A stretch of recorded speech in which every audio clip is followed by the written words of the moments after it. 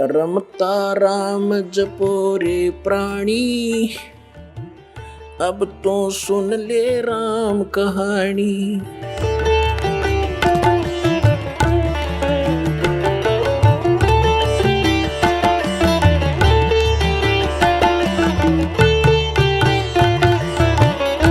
पुणात्माओं, सौभाग्य आपका और धन आपके माता पिता जिनसे जन्म हुआ। आपको वो अनमोल वचन सुनने को मिल रहे हैं जो इन ब्रह्मा विष्णु महेश को भी छींट भी नहीं लगी थी इस ज्ञान की, जो आपके ऊपर वर्षा कर दी भगवान ने। कभी सीडी के माध्यम से, कभी सत्संग के माध्यम से, कभी चिप के माध्यम से परमात्मा आपकी आत्मा पर वर्षा कर रहे हैं। और इस ज्ञान से एक बार परिपूर्ण हो जाना, आप देखना फिर भगवान यहाँ भी सुख देगा और सतलोक में जाओगे जहाँ कभी मृत्यु नहीं होती, कभी वृद्ध अवस्था नहीं आती, किसी चीज़ का अभाव नहीं वहाँ पर। अब जो प्रसंग चल रहा है, जिस लोक में आप रह रहे हो ये अंगार बरस रहे हैं, और जहाँ अंगार थोड़े से कम हैं, हल्की आग वाले, हम उनको सुख मान बैठे हैं। अब क्या बताते हैं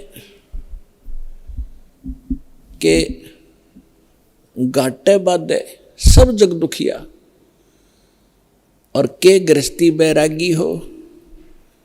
अब देखो पुणात्माओं, परमात्मा पाने के लिए जिसने घर त्याग दिया, हम उसको बैरागी मानते थे, सन्यासी मानते थे। अब वो बैराग प्राप्त करना और सन्यासी होना हमने कहाँ से ग्रहण किया, कौन से ग्रंथ से प्राप्त किया हमने ये ज्ञान?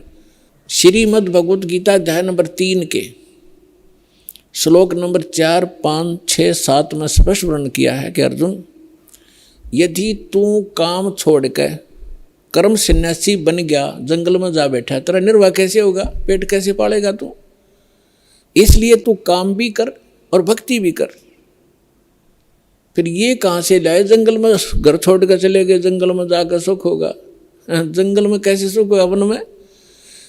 अब घर में सारी सुविधा आपको, समय पर रोटी मिल रही है, झोपड़ी है, मकान है, जैसा भी आपको सुविधा क्रमानुसार मिली है उसमें संतोष करो और उसमें बैठ कर अपना भक्ति करो। समय पर भूख लगेगी तो खाना खाया, भूख समाप्त हुई, वह इच्छा खत्म हुई, वो कल्पना समाप्त हुई तो भक्ति करेगा। यदि रोटी मिली नहीं तो भक्ति कैसे करेगा? उसी को सोचता रहेगा कहाँ से लाऊं, कैसे मिलेगी।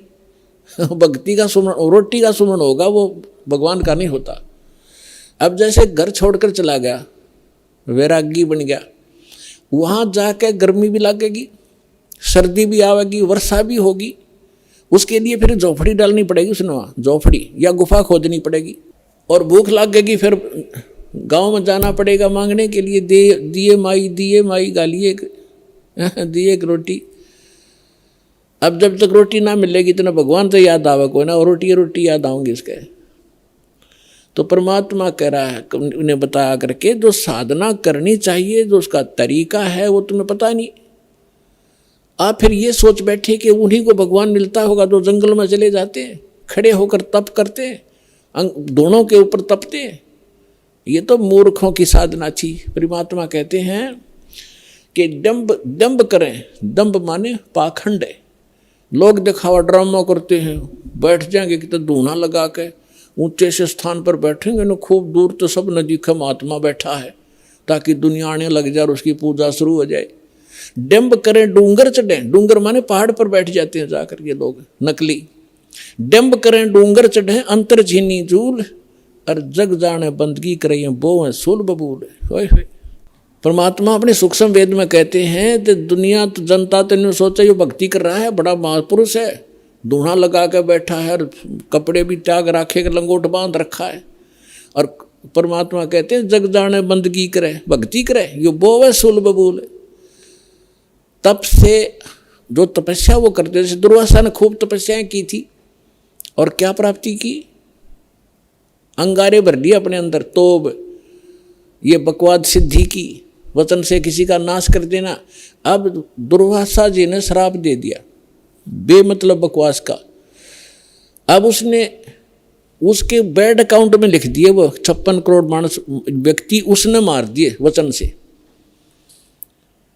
और वो उसके बैड अकाउंट में लिखे जाएंगे। जब ये कुत्ते की योनि माँ होगा दुर्वासा, इसके सिर में कीड़े पड़ेंगे, वो 56 करोड़ आत्माएं इसको खा रही होंगी। ये बाल यहाँ कहते तुमने उस दरगाह का मैल नहीं देखा और धर्मराज के तिल तिल का लेखा। तीनों यहाँ बता रहे हैं जग जाने बंदगी करे। परमात्मा कहते हैं ये बोवे सूल बबूल, इन्होंने तो काटे बोली अपने भविष्य में, सिद्धि सिद्धि पा के किसी को बेनिफिट दे दिया, किसी को हानि दे दी, दोनों अपनी भक्ति अक्षीण करी, उधर से पाप इकट्ठे कर लिए। अब क्या बताना चाहते हैं परमात्मा कि घाटे बाद सब जग दुखिया। जैसे किसी को हानि होगी व्यवसाय के अंदर तो दुखी, स्वाभाविक दुखी है, तो होगा दुखी होगा।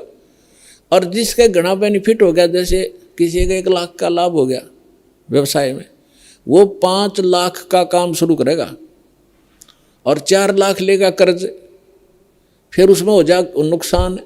फिर वो कर्ज जो ले लिया नुकसान भी ना होया, काम चल पड़ा, कुछ दिन में वो मांगने वाले शुरू हो जाएंगे आने, उसने नींद आवे नहीं, कभी फैक्ट्री में हड़ताल होगी, कभी कुछ हो गया, वह समस्या हो रहेगी।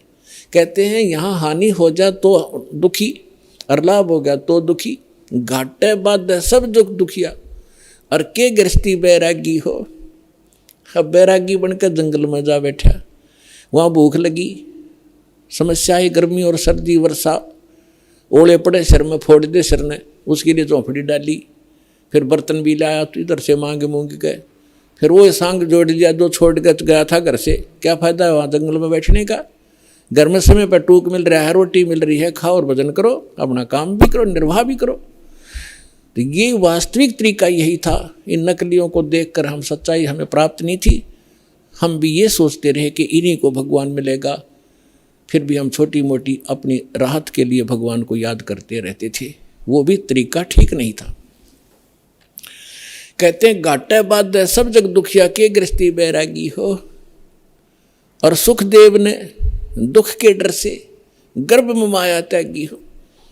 आप सुन रहे थे जगत गुरु तत्वदर्शी संत रामपाल जी महाराज जी के मंगल प्रवचन। अधिक जानकारी के लिए विजिट कीजिए हमारी वेबसाइट www.jagatgururampalji.org। संत रामपाल जी महाराज जी के शुभ आशीर्वाद से पूरे विश्व भर में 500 से भी ज्यादा नाम दीक्षा केंद्र हैं, जिन पर संत रामपाल जी महाराज जी द्वारा ऑनलाइन निशुल्क नाम दीक्षा दी जा रही है। अपने नजदीकी नाम दीक्षा केंद्र का पता करने के लिए संपर्क करें 8222880541।